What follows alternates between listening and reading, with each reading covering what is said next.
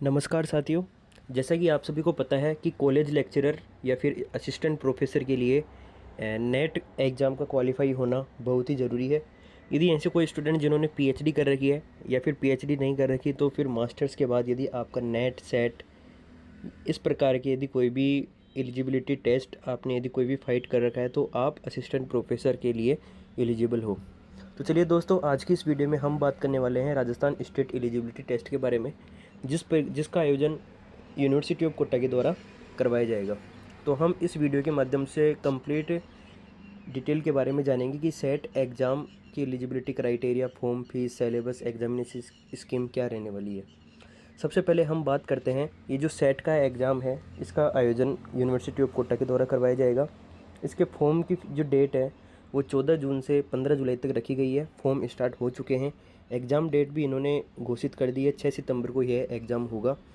इसी के साथ साथ इसके फॉर्म की फ़ीस की बात करते हैं तो जनरल या ओबीसी क्रीमी लेयर के कोई भी स्टूडेंट है तो उसके लिए 1500 रुपीज़ रखी गई है, और ओबीसी एनसीएल या फिर ईडब्ल्यूएस कैटेगरी से कोई बिलोंग करता तो उसके लिए 1200 रुपये। इसी के साथ एससी एसटी पीडब्ल्यू कैटेगरी के लिए 750 रुपीज़ आपके फॉर्म की फ़ीस रखी गई है। दूसरी बात करते हैं एलिजिबिलिटी क्राइटेरिया क्या है इस सेट एग्जामिनेशन का। तो यदि आपने किसी भी सब्जेक्ट में यदि आपने मास्टर्स कंप्लीट कर रखा है और मिनिमम परसेंटेज भी इन्होंने बता रहा कि जनरल ईडब्ल्यूएस कैटेगरी के लिए 55% और ओबीसी एससी एसटी पीडब्ल्यूडी के लिए 50% मार्क्स के साथ आपका पीजी कंप्लीट होना चाहिए। दूसरी बात, यह जो एग्ज़ाम होगा ये अपने 1 शिफ्ट में होने वाला है। वो 3 आवर का पेपर होगा। ऐसा नहीं है कि दोनों पेपर के बीच में कोई भी आपके ब्रेक दिया जाएगा। इसी के साथ जैसे आप सभी ने देखा होगा, जो यूजीसी नेट का जो एग्ज़ामिनेशन होता है उसमें अलग अलग कैटेगरी डिवाइड की गई है। जैसे हम बात करते हैं एडमिशन टू पीएचडी ओनली या फिर नेट जेआरएफ होता है, एक होता है ओनली असिस्टेंट प्रोफेसर के लिए एलिजिबिलिटी होता है जिसे नेट बोलते हैं। लेकिन ये जो राजस्थान स्टेट एलिजिबिलिटी टेस्ट होने वाला है इसमें ऐसा कुछ भी नहीं है। इसमें ओनली एक कैटेगरी है और वो है असिस्टेंट प्रोफेसर के लिए आप एलिजिबल हो। दूसरी बात यह है, जो सेट का जो सर्टिफिकेट होगा ये लाइफ टाइम तक इसकी वैलिडिटी रहेगी। इसी के साथ ओनली राजस्थान स्टेट के अंदर ही यह सर्टिफिकेट वैलिड रहेगा। ऐसा नहीं है कि आप out of Rajasthan other state के अंदर यदि कोई भी वैकेंसी आती है असिस्टेंट प्रोफेसर या कॉलेज लेक्चरर की, वहाँ आप अप्लाई नहीं कर सकते सेट के सर्टिफिकेट के द्वारा। इसके लिए आपको यूजीसी नेट क्वालिफाई करना होगा।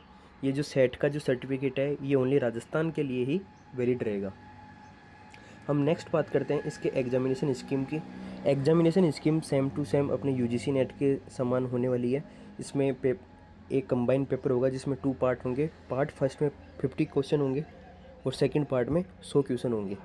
जो फर्स्ट पार्ट होगा उसमें टीचिंग एप्टीट्यूड, रिसर्च एप्टीट्यूड, इसके साथ क्वांट, मेंटल एबिलिटी टेस्ट, इस प्रकार के आपको क्वेश्चन पूछे जाएंगे और 100 नंबर का पेपर होने वाला है। और जो पार्ट 2 है इसमें 100 क्वेश्चन होंगे, 200 नंबर का पेपर होने वाला है। इसमें जिस सब्जेक्ट से आपने फॉर्म अप्लाई किया है सेट का, उससे आपको क्वेश्चन पूछे जाएंगे। इस प्रकार से टोटल 300 मार्क्स का पेपर होगा, 3 आवर का होगा और नेगेटिव मार्किंग नहीं है इसमें।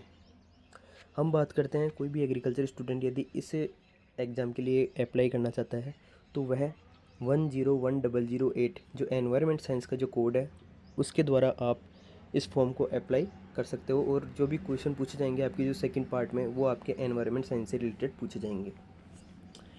हम बात करते हैं स्कीम ऑफ टेस्ट। 3 आवर का पेपर होगा, कोई भी ब्रेक नहीं होगा। 300 मार्क्स का पेपर होने वाला है, पेपर पार्ट फर्स्ट और सेकंड। इस प्रकार से आप यदि असिस्टेंट प्रोफेसर या कॉलेज लेक्चरर की तैयारी करना चाहते हो तो आप यह एग्ज़ाम दे सकते हो। और 6 सितंबर को इस परीक्षा का आयोजन होगा। सेंटर आपके लगभग कोटा के अंदर ही दिए जाने की संभावना है, या फिर आपको संभाग वाइज भी सेंटर दिए जा सकते हैं। यदि कोई भी स्टूडेंट एनवायरनमेंट साइंस से यदि प्रिपरेशन करना चाहता है तो वो हमारे से इस वीडियो की डिस्क्रिप्शन बॉक्स में जो हेल्पलाइन नंबर दिए गए हैं या कोई भी सोशल मीडिया के अकाउंट्स हैं वहाँ से आप जानकारी प्राप्त कर सकते हो। धन्यवाद।